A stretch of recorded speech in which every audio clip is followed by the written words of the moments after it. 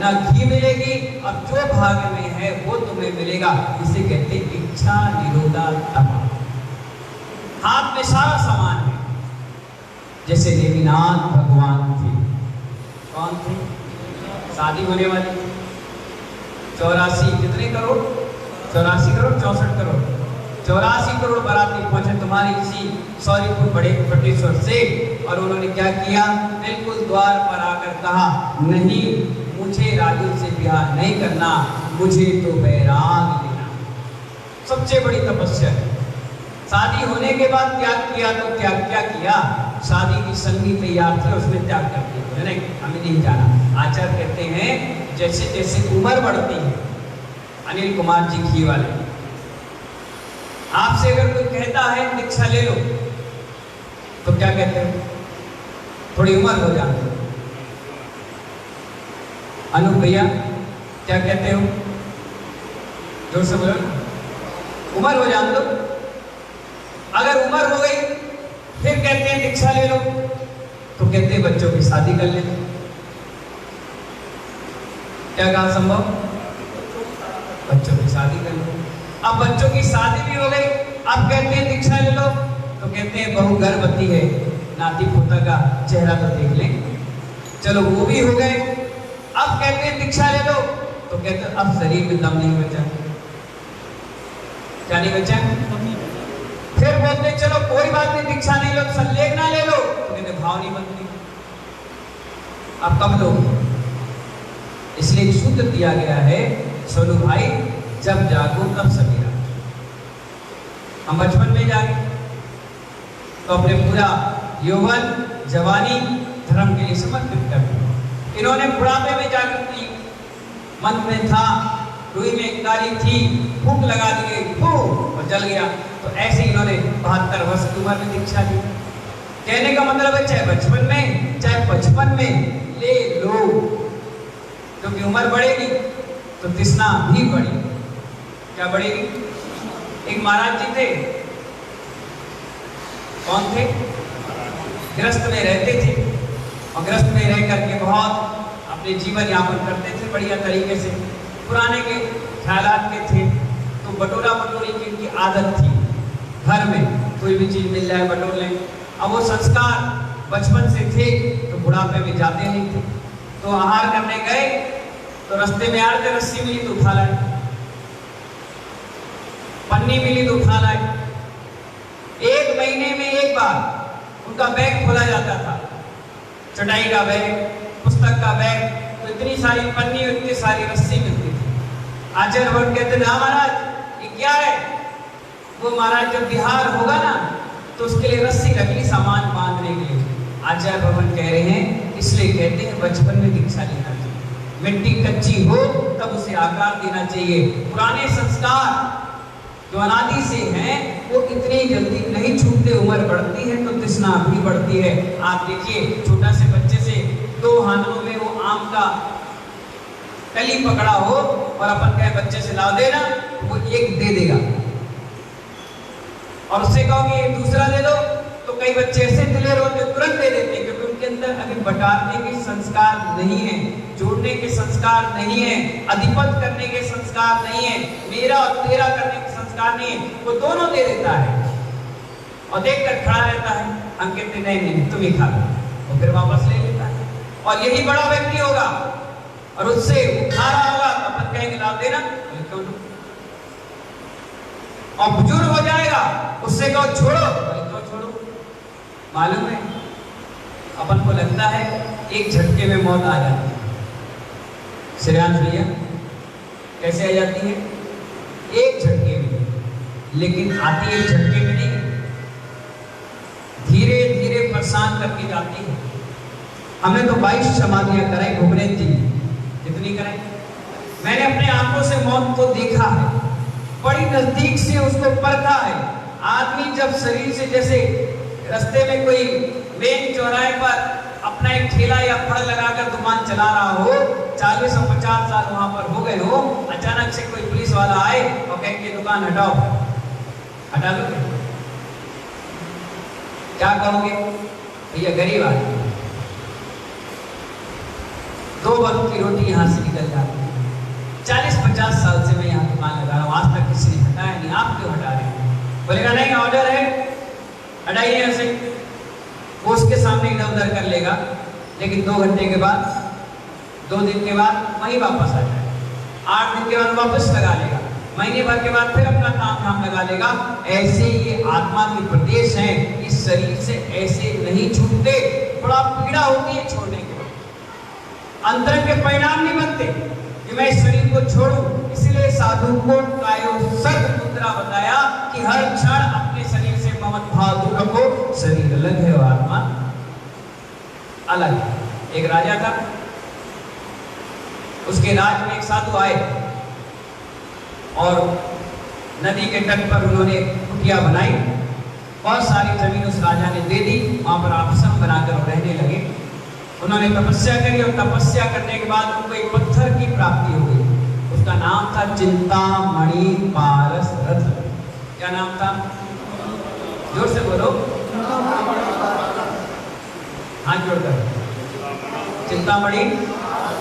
वो पत्थर लोहे को टच करता था तो क्या बन जाता था?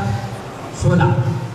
वो बैठा, सारे लोग आए, बाबा जी आप हमारे गुरु जी, आपकी सेवा करें, आपकी भैया विनती करें, आपको भोजन कराएं, आपके साथ रहकर सत्संग करें। और जब वो जाते थे तो जो भी लोहा लाते थे वो बाबा जी उसको टच करते थे, वो सोना बन जाता था।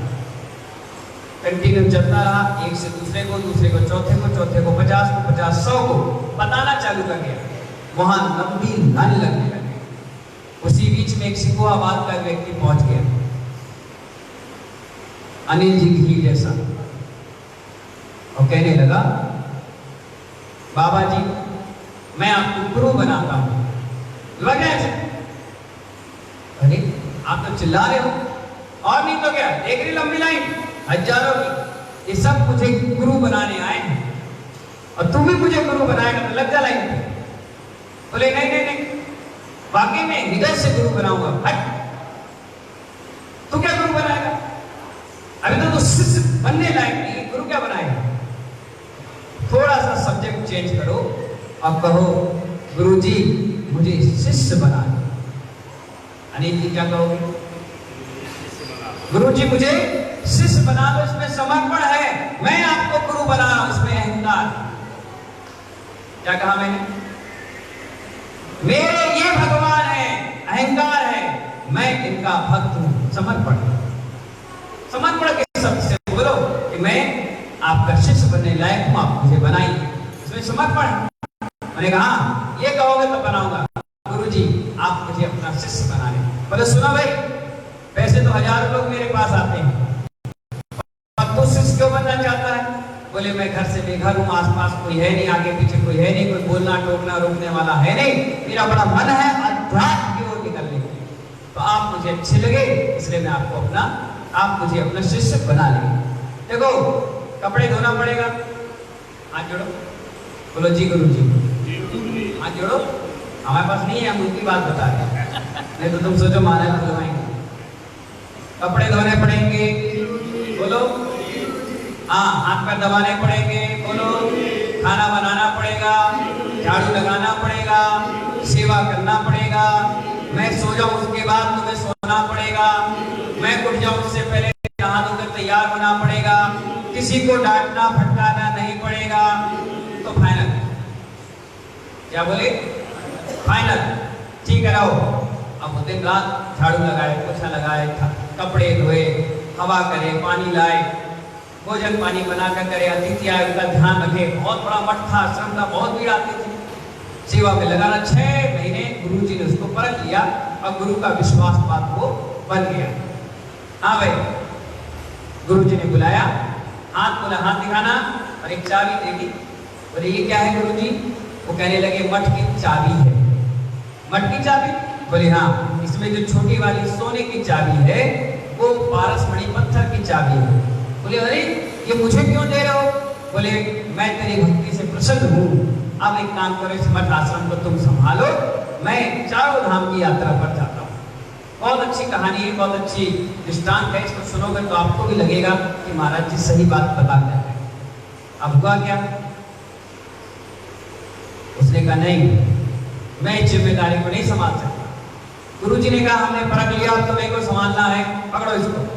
उन्हें डांट फटकार की चाबी शोभित भाई सौंप दी। जैसी चाबी आई, आंखों में खुशी की चमक थी कि बताओ, जिस उद्देश्य को लेकर के मैं आया था यतीन जी, वो उद्देश्य मेरा पूरा हो गया। मठ की चाबी मुझे मिल गई, अब तो राजा होने आया। और गुरुजी चले गए। जैसे ही गए, उसने गद्दी पे आ गया तो पैर हाथ फैला कर पहले लेट गया। अब तो मजा आ गया संभव भाई, अनु भाई, अब तो मठ की क्या मिल गई? चाबी। और चाबी में भी चाबी मिल गई किसकी? पारस से पत्थर की, पारसमणि पत्थर की चाबी मिल गई है। अब तो देखो, रावण की तरह मैं सोने का महल बनाऊं, राम की तरह धनुष भी सोने का रखूंगा, लक्ष्मण की तरह पैसे वाला बनूंगा, ऐसा बनूंगा वैसा बनूंगा। दुनिया भर के ख्वाब लेटे लेटे देखने लग गया।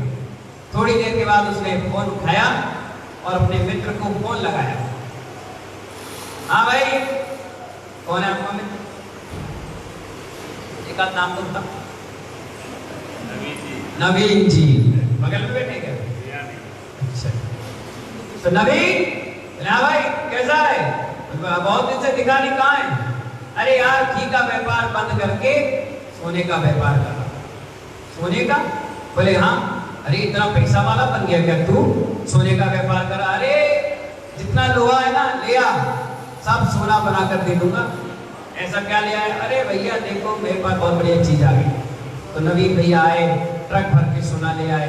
शोभित भाई आए तो ये भी 2-3 ट्रक भर के ले आए। हमारे श्रेयांश भाई पहुंचे, वो भी बैलगाड़ी भर के ले आए। कोई कुछ 4-5 दोस्तों को उन्होंने फोन लगाया और सब लोग भर के ले आए। एक व्यक्ति तो इतना चतुर निकला कि राजा का हाथी मर गया तो उसकी सांकल उठा कर ले आया, चोरी करके। क्या लेके? चोरी करके ले आया। अब आ गए सब। उसने कहा भाई लाओ सोना बनाओ। पहले ऐसे कैसे बनाओ? पहले सेवा करो, खाना बनाओ, पानी पिलाओ, तब मिलेगा। सारा व्यवस्था हो गई। होने के बाद उसने डब्बा खोला, सोने की चाबी से पत्थर चमचमाता हुआ बाहर निकला। देख कर खुश हो गए सब और उसने कहा देखो, अब मैं सोना बनाता हूँ। उसने लिया, सोने पे जैसे पत्थर रखा, वो सोना नहीं बना। अनिल जी बोले तेरी की, ये क्या हो गया? हो सकता है यहाँ से नहीं, यहाँ से टच करना पड़ेगा। उन्हें यहाँ टच किया, वहाँ टच किया, वहाँ टच किया। चारों के चारों लड़कों ने पकड़ा। क्या गए? आगे पागल दिख रहे, इतना सारा लोहा का बाड़ उठा कर यहाँ बुलवा लिया। ये मजाक करने के लिए बुलवाया था? मारे था? अरे भैया, मैं तो तुम्हारी भलाई के लिए बोल रहा था, मेरे मित्र हो, तुम्हारा भला हो जाए। ये सोना बनता है। बोले कहाँ से बनता है? नकली पत्थर है, देखो बना दे दो। बोले नहीं। अब बेचारे हैरान परेशान होकर बैठे। बोले सुनो, जब तक ये सोना नहीं बनेगा ना, जब तक हम वापस जाएंगे, बना के दो। तो दिन रात लगा रहा। 15 दिन निकल गए। किसके निकल गए? अनिल जी घी वालों के। कितने दिन निकल गए? 15 दिन निकल गए। 15 दिन के बाद उनके गुरुजी वापस आए। सारा गांव उनको लेने गया, बैंड बाजे के साथ स्वागत किया, बहुत बढ़िया स्वागत हुआ। गुरुजी आए, बैठे, खाना पीना सारी व्यवस्था हुई। उन्होंने एक बात अपने घी वालों से पूछा। क्या भाई अनिल जी? हाँ गुरुजी, इतने सारे ट्रक लोहा लंगड़ कबाड़ा काहे डला हुआ है? उन्होंने कहा गुरुजी एक बात बताएं सच सच। बोले हाँ, हम आपके शिष्य बनने लायक नहीं है। बोले क्यों? बोले मेरे मन में लालच आ गया था। बोले क्या लालच आया था? मेरे मन में आया कि मेरे दोस्त सुखी हो जाए। आप इतना सोना बनाते हो, मैंने सोचा इनको बहुत सारा बना करके दे दे, ये जिंदगी आराम से बीत जाए। मेरे बचपन के मित्र हैं, इनसे लोहा मंगवा लिया, अब वो सोना बन ही नहीं रहा। बोले हो ही नहीं सकता। बोले आपने नकली पत्थर की चाबी तो नहीं दे दी? बोले नहीं, पत्थर वही है। उन्होंने बोला कहाँ रखा है लोहा, दिखाओ। ले गए बाहर, पूरे ट्रक, बैला गाड़ी और हाथी की सांकल भी वहां पर रखी थी। उन्हें जब देखा हंसने लगे, जोरदार हंसने लगे। बोले अनिल, तुम इतने दिन में मुझसे यही नहीं सीख पाए? बोले गुरुजी, गुरु तो गुरु होते हैं और चेला तो चेला। उन्होंने कहा अब सोना बना दो तो इनकी छुट्टी करें इतने सारे मित्र मेरे यहाँ। बोले जिसको सोना बनाना है उतना सोना वो सिर पर रख ले, सिर पे रख ले। अब टको मान था अनु भाई, कितना रखेगा? 1 किलो? कितना रखोगे तुम बताओ? एक मालूम कौन है उससे पूछने से 10 किलो ज्यादा रखना हो तो समझ में आए। गुरुजी ने कहा था 3-4 किलोमीटर चलना भी है। कितना? तो सिराज भैया कितना रखोगे बताओ? ये समझो मैं गुरु तुम शिष्य और मेरे पास पारस मणि, चिंतामणि पारस रत्न है और तुम्हारे पास लोहा, कितना उठा लोगे बताओ? 10 किलो। और लालची व्यक्ति होगा, महालालची होगा, महा से महालालची होगा तो कितना? 20 किलो। इससे ज्यादा तो अब उतना ही लोगों ने उठाया, 10-10, 5-5, 20 किलो उठा लिया। बोले बताओ गुरुजी क्या करना है? बोले चलो जमुना के किनारे, तो 10 किलोमीटर है। बोले सोना चाहिए, पैदल चलना पड़ेगा। बिल्कुल हकीकत बात बता रहे हैं आप। सबने लादा, 1 किलोमीटर चले, पीछे बोले गुरुजी हो गया क्या? अभी तो 9 और बचा है। फिर थोड़ी दूर चले, गुरुजी थक गए और चले क्या? और चलो चलो चलो। आखिरकार वो यमुना के किनारे जो रेत पड़ी होती है उस स्थान पर पहुंच करके थक हार के गिर गए। बोले गुरुजी अब तो चलना नामुमकिन है। तो बोले अब चलना भी नहीं है, आगे अब जल्दी सोना बनाओ तो हम घर चले। क्या कहा? सोना बनाओ, क्योंकि हर व्यक्ति स्वार्थी है। अपना स्वार्थ निकल गया, उसके बाद अपने माँ बाप को भी नहीं पूछ रहा।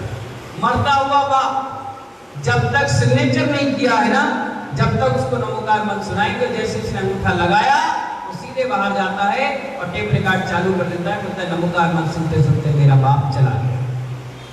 इतना स्वार्थी इंसान, इतना अंदर से मायाचारी भरा हुआ व्यक्ति। वो कहते हैं आप सोना बनाओ तो हम चले। गुरुजी ने कहा पहले जितनी रेत है उसको इसको रगड़ो। क्या करो? रगड़ो, इसको चमकाओ। बोले क्यों? बोले चमकाओ तो सोना चाहिए कि नहीं?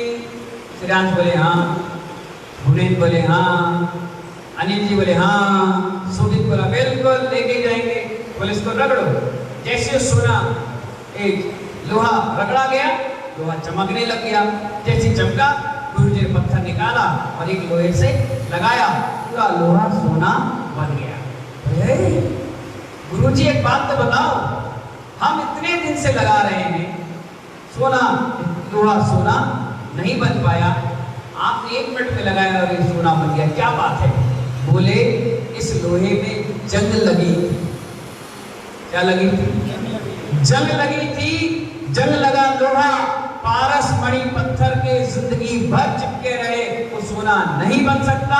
जिसका जंग हट गया वो सोना बन सकता है। सिकुआबाद वालों, चाहे हिरोर वालों, तुम्हारे लोहे में भी जंग लगा है, इसलिए इस पारस मणि पत्थर से चिपकाने के बाद भी ये लोहा लोहा है।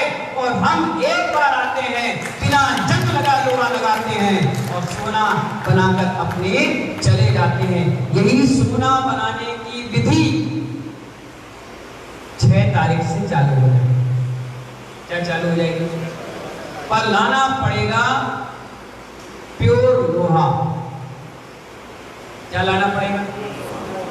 जिसमें 1 पॉइंट भी राग देश का जंग ना हो, 1 पॉइंट भी कसाई का भाव ना हो, 1 हल्का सा पॉइंट भी मायाचारी का ना हो, हल्का सा भी पाप का ना हो। उसका लोहा 1 क्षण लगेगा और सोना बन जाएगा। जैसे 75 साल की उम्र में इन्होंने बनाया, 16 साल की उम्र में हमने बनाया, और आने वाले समय में आप बनाओगे और जंग लगा लोहा लाओगे तो आने वाले अगल बगल बैठने वाले जितने लोहा हैं ये भी जंग रहित नहीं, सहित बनेंगे, अपना भी सड़ेंगे और अच्छे लोहे को भी सड़ाएंगे। इसलिए महानुभाव आज का एक दिन आपको मिला है। किसको मिला? पहले भी आया था, लेकर के निकल 1.5 घंटा लेकर आ गया। 2-2 मंदिर के शिलान्यास, 3-3, 4-4 संत भवन का व्यवस्था और एक स्कूल की व्यवस्था बनाकर आ गया। आए हूँ सिर्फ और सिर्फ घिरोर के पंचकरण प्रतिष्ठा महोत्सव में। भगवान मुनि सुब्रतनाथ भगवान का पंचकरण होने वाला है। जब आज से 2 साल पहले, 2.5 साल पहले उसके पंचकरण हुए थे, लॉकडाउन लगा हुआ था, लाशें निकल रही थी, कोरोना का कहर बरप रहा था, पर भगवान मुनि सुब्रतनाथ की ऐसी कृपा रही कि हमारे यहाँ घिरोर में पंचकरण हुआ। एक भी घटना और दुर्घटना नहीं घटी। अभी तो कोई था भी कोरोना पीड़ित, वो भी ठीक हो गया। इतना बड़ा प्रभाव मुनि सुब्रतनाथ भगवान के उस मंदिर से पड़ा और पूरी प्रतिष्ठा हो गई। मान स्तंभ की भूमिका बन गई, मान स्तंभ बनकर तैयार हो गया। हो सकता है सिकोहाबाद में मान स्तंभ हो, नहीं है? क्या बात है, एक भी मान स्तंभ नहीं है, एक भी नहीं। इतना बड़ा नसिया वहां भी नहीं। दुनिया के सबसे बड़े भगवान विराजमान कर रहे हो, मान स्तंभ नहीं बना पाए। बिना मान स्तंभ के मंदिर कंप्लीट नहीं होता। मान स्तंभ तो बहुत इंपॉर्टेंट है, इसलिए हमने घिरोर में मान स्तंभ बनवाया। 4, 8, 12, 16, 20 और 24 प्रतिमाओं का तो मान स्तंभ आपने देखा होगा, लेकिन 28 प्रतिमाओं का मान स्तंभ आपने आज तक नहीं देखा। 28 प्रतिमाओं का मान स्तंभ, ऊपर 4 प्रतिमा मुनि सुब्रतनाथ की और नीचे भगवान महावीर आदिनाथ से लेकर महावीर भगवान तक 24 तीर्थंकर की प्रतिमा उस मान स्तंभ में विराजमान होगी। 6 जुलाई से पंचकरण प्रारंभ है। 6 जुलाई यानी शनिवार का दिन, मुनि सुब्रतनाथ भगवान का दिन। उसी दिन भगवान का गर्भ कल्याण और संडे का जल कल्याण। बुधवार की आपकी छुट्टी रहती है, उस दिन भगवान का मोक्ष कल्याण और रथ यात्रा के बाद पूरा कार्यक्रम समाप्त हो जाएगा। उसके बाद जहां भी हमारा चातुर्मास होगा 16 जून को घोषणा हो जाएगी, वहीं की ओर हमारा बिहार हो जाएगा। तो हमारी जो यतीन कुमार जी चेयरमैन, जो पंचकरण के भी अध्यक्ष हैं, और हमारी पूरी घिरोर की कमेटी यहाँ पर आई हुई है, और वो आपसे ये कह रही है हाथ जोड़कर कि सभी को उस पंचकरण में सपरिवार पधारना है। एक और दूसरा गेयर लगा पाओगे अनिल जी? कितना गेयर? एक या दूसरा गेयर लगा पाओगे और सीधे घिरोर पहुंच जाओगे और वहां जाकर मुनि सुब्रतनाथ तीर्थ के दर्शन करोगे। 5.25 फुट की मनोज्ञ काले पाषाण में भगवान विराजमान है। 5 बीघा जमीन जैन मेला ग्राउंड के नाम से रजिस्टर है। उसी स्थान पर भगवान के सारे पंचकरण होंगे। आप सभी लोग सपरिवार पधारना। मुझे उम्मीद है कि आप सभी लोग जरूर आएंगे। आओगे कि नहीं आओगे? भगवान का कार्यक्रम है, मेरा नहीं, ना किसी के बच्चे की बारात है, भगवान का कार्यक्रम है। आपने आदिनाथ का पंचकरण देखा, भरत भगवान का देखा, नेमिनाथ, पार्श्वनाथ, महावीर भगवान का देखा, शांतिनाथ चंद्रप्रभु का देखा, मुनि सुब्रतनाथ का आज तक किसी ने नहीं देखा। ये पहली बार मुनि सुब्रतनाथ का ही पूरा पंचकरण आप देखने को मिलेगा। और तो और महानुभाव, उस पंचकरण में कैसे थे मुनि सुब्रतनाथ? कितनी हाइट थी, कितनी, कैसा रंग था, कहाँ जन्म लिया, कितना बड़ा समोसण, कितने साल जीवन जिया, किस किस को तारा, कौन गणगर था, किसने आहार दिया, किससे प्रदान हुआ, कहाँ से मोक्ष हुआ, कहाँ दीक्षा ली, कैसे ली, ये सारा विवरण उनके उस पंचकरण में आपको सुनने और देखने को मिलेगा। इसलिए बिल्कुल नजदीक है, छुट्टी का समय होगा, शनिवार, रविवार, बुधवार, बिल्कुल आपके अकॉर्डिंग व्यवस्था बनाई गई है। 6 जुलाई से प्रारंभ होगा, 5 जुलाई के 10 जुलाई को समाप्त हो जाएगा। 5 दिन का पंचकरण। तो इसीलिए आपसे निवेदन भी है, हम वहाँ मौजूद होंगे। मंदिर कंप्लीट हो जाएगा, देख कर आना, एक बार उस मंदिर के दर्शन करके आना, जो बहुत सुंदर चमत्कारी अतिशयकारी मुनि सुब्रतनाथ भगवान का मंदिर है, और समाज का भरपूर सहयोग आपको करना